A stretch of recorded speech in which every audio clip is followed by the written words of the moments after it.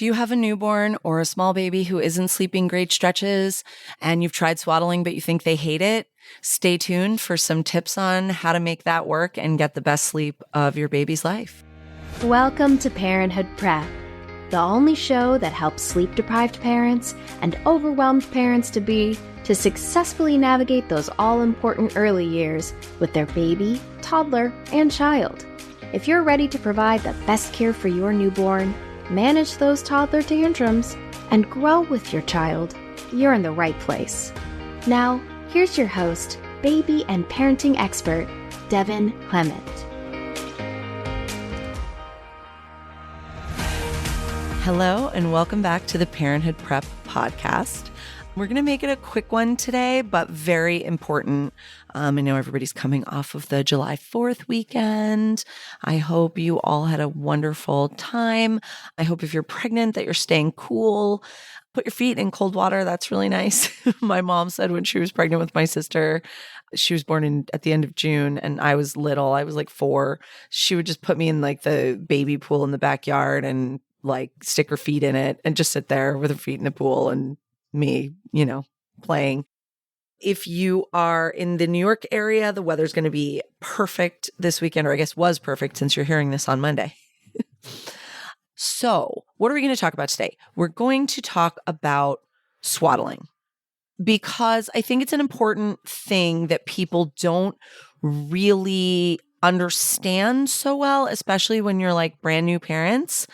So I want to just talk a little bit about what it is, why we do it, some recommendations for how to really make it work for you, and just some things I've seen, some recommendations for swaddles I like and stuff like that. So this is the thing. What is swaddling? Well, swaddling, if you don't know, is wrapping your baby up so that their arms are basically restrained against their body.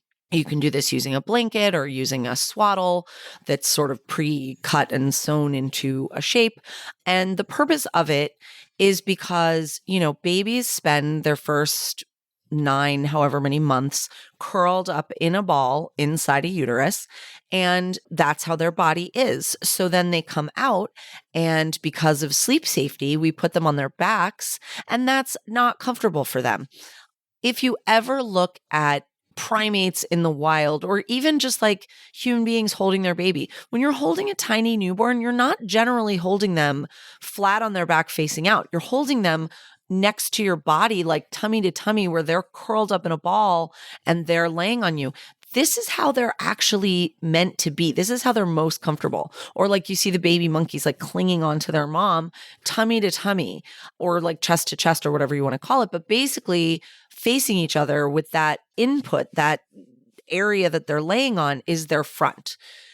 Laying on their back is actually a very unnatural position, but it is the safest. So we started swaddling babies when we started putting them on their backs as a way to help keep them comfortable while also keeping them safe. So babies have a bunch of different reflexes, right? One of them is called the Moro reflex or the startle reflex. So when they feel like they're falling backwards, which happens anytime you're even trying to lay them down, they will like flail their arms out and they will like kind of jump, and they're going to frustrate themselves. They also, they can't really control their body movements, especially in the first like month. Those body movements are like not intentional at all. So people might say, oh, she's trying to like get her hands in her mouth or suck her fingers. She can't do that on purpose. So all she does is kind of like claw at her face, trigger her own rooting reflex, and drive herself crazy.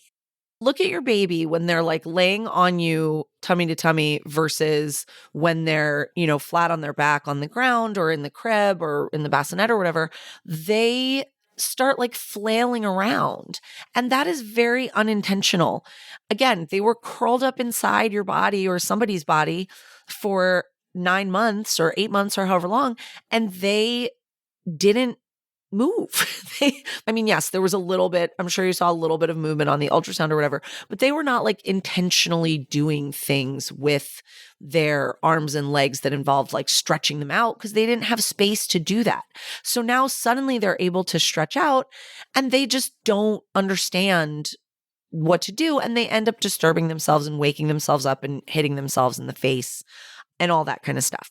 So an interesting little tidbit about baby reflexes that I think is so funny. I learned this years ago in one of my infant development classes in college is that they have also something called the stepping reflex. So if you hold up a newborn baby in like a standing position, they will step their feet, like they will lift their feet alternating and take like little steps, not obviously like intentionally moving forward, but they will pick up their feet.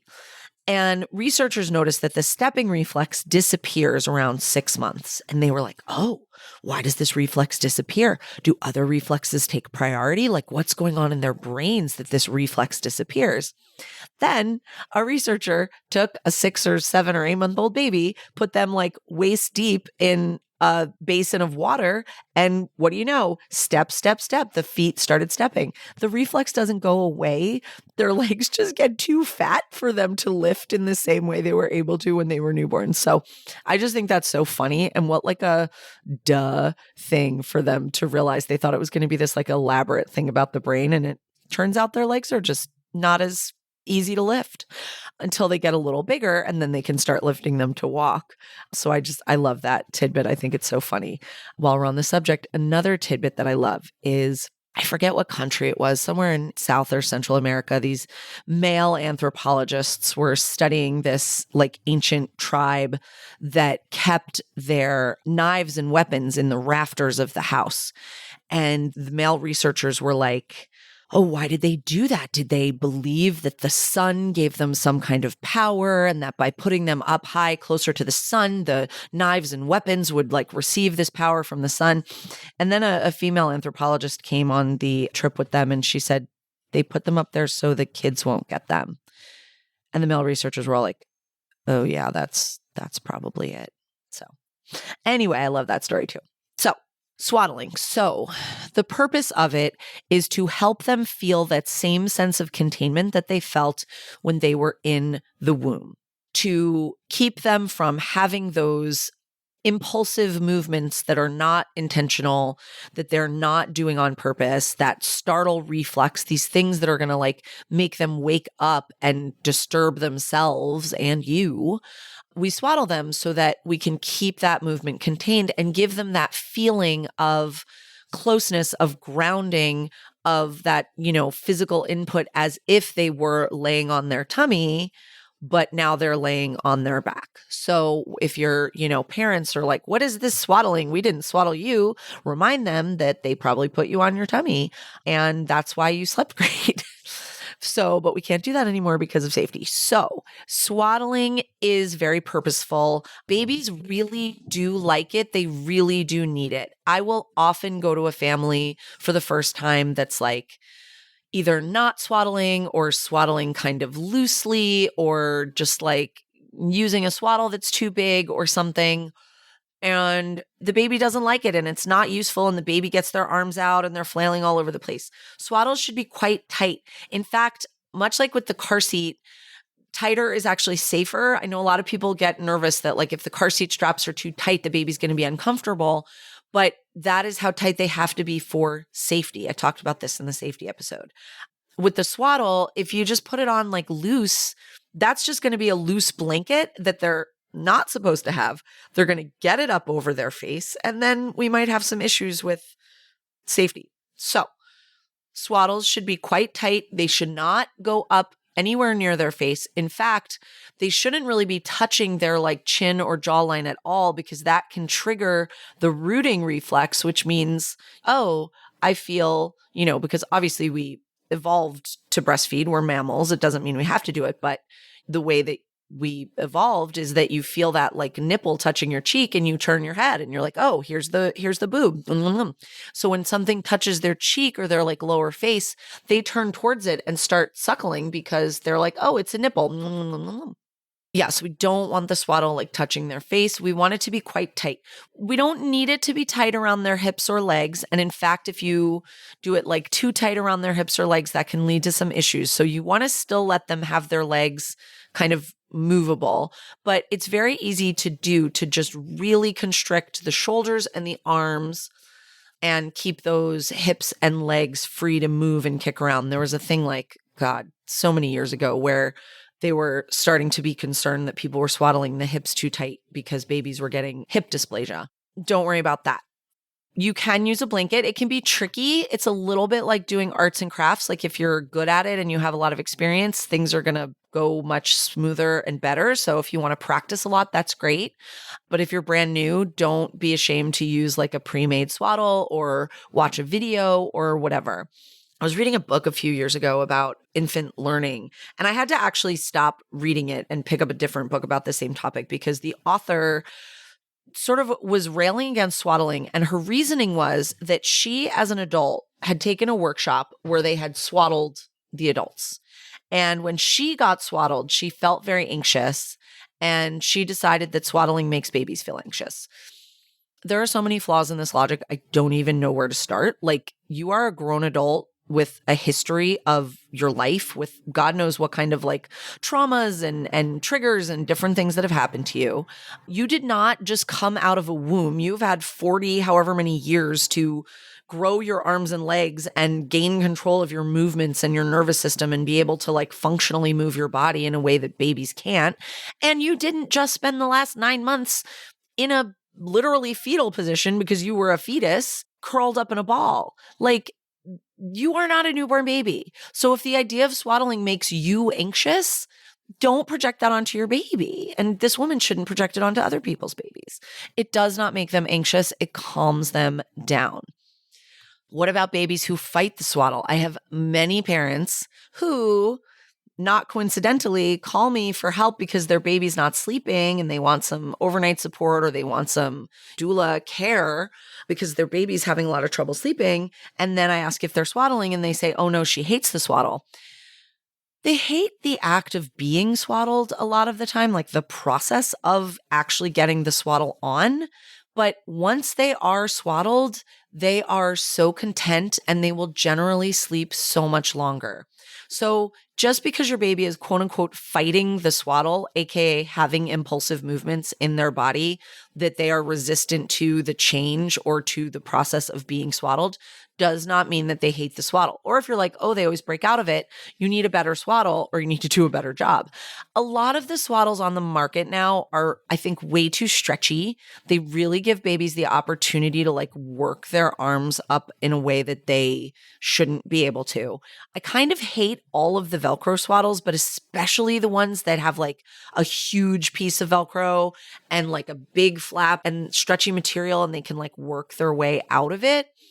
If you're using the SNOO bassinet, that has its own swaddle built in that they've actually changed over the years because it was like too loose. I used to double swaddle babies in the SNOO, and now the SNOO swaddles have that extra layer to keep their arms down when you put the swaddle over them.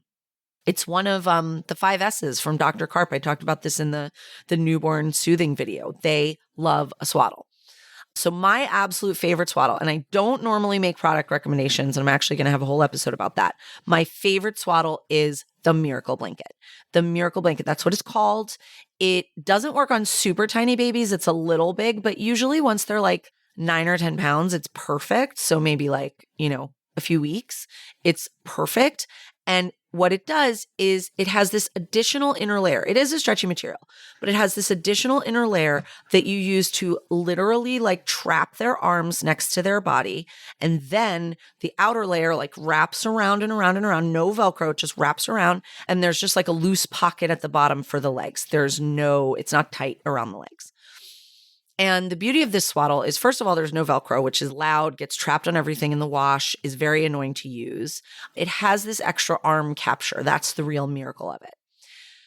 Keeps their arms trapped next to their body. And then when you wrap the thing around and around, it's very secure and you're not worried about it coming up over their face or, that it's going to get too loose or do anything like that. Babies sleep amazing in this swaddle. They're always coming out with new ones, the Ollie swaddle, the this, the that. The Miracle Blanket's been around for years and years, and I have not found one in all that time that I like better. And when they're tinier, I will usually just use a normal blanket, like those big muslin blankets are great for a swaddle. And sometimes I will take a thin, those flannel receiving blankets that aren't good for much other than burp cloths or putting down on the floor. Those are great to do like a little arm capture inside the blanket swaddle. So it's just really important that you get their arms down next to their bodies, mostly the top part of their arms, like their shoulders and their upper arms. Just do it. If you think that your baby hates it, just watch some videos and practice a little bit more. Maybe get a miracle blanket. They're not our sponsor, but I wish they were. I'll sponsor you. So just swaddle your baby. Just do it. You will not regret it. And then when do you stop swaddling? That is a good question that I just thought of. So they're not supposed to be swaddled, obviously, once they're starting to roll over. And that usually happens between like 3 and 4 months. So you really want them out of the swaddle by like 12 weeks. I think the AAP actually recommends out of the swaddle by 8 weeks, which is fine. They can get out of the swaddle by then.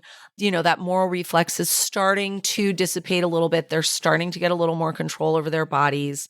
You can start by taking one arm out and just swaddling one arm in. Also, when people say they swaddle with the arms out, I understand what they mean, but I don't consider that a true swaddle. It's just wrapping them in something warm, which is nice. But an actual like swaddle, when I talk about it, is arms in, arms down, arms contained. You know, somewhere around 6, 7 weeks, you want to maybe start working towards moving out of the swaddle, getting an arm out, this and that. If you're using the snoo, they can stay swaddled longer because obviously they're like strapped in, so they're not going to be rolling anywhere. It really keeps them from moving, which I don't love. Honestly, as they get older, I think learning how to move is such a big part of learning how to sleep well. So I do like to see people starting to move away from strapping them down into the snoo, but they need to be strapped down. Anyway, start working them out of the swaddle. Maybe try. My favorite tip is when you're trying to work out of the swaddle, bedtime tends to be the easiest time of the night to do anything. It's early in the night. They get their best sleep. You're still awake, yada, yada. Put them down with one arm out or put them down with no swaddle.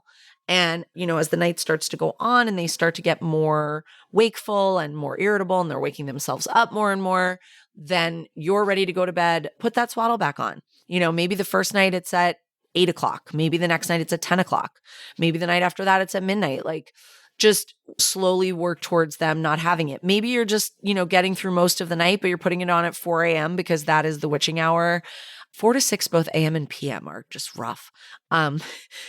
That is the witching hour. You just want them to like actually get some real solid sleep. Put it on at 4 a.m. But you can slowly wean off of it. It doesn't have to be all or nothing. So that is the thing about swaddling. Your baby is not fighting it. They do actually love it and want it. I don't know that I've met more than one baby in my entire career who actually slept fine without a swaddle from the early days. They just love it. Just do it. Watch some videos, just like baby wearing, like practice a little bit, get better at it. Dads seem to love it. If you're a dad, go ahead and get good at swaddling. They seem to be great at it. Don't worry. Like it would be really hard to wrap a swaddle so tight that they couldn't breathe, but like just observe them and see if they seem to be breathing comfortably. You're fine. And don't do it so loose that they can like get it up over their face or anything like that. Have a great week. I'll talk to you soon. To be sure you never miss an episode, be sure to follow in your favorite podcast app. We'd also love to connect with you on social media. You can find us on Instagram at happyfamilyafter or at our website, happyfamilyafter.com. On our website, you can also leave us a voicemail with any questions or thoughts you might have, and you can roast your baby. Talk to you soon. Thanks for listening to this week's episode of Parenthood Prep. If you want to learn more about the services Devin offers, as well as access her free monthly newborn care webinars, head on over to www.happyfamilyafter.com.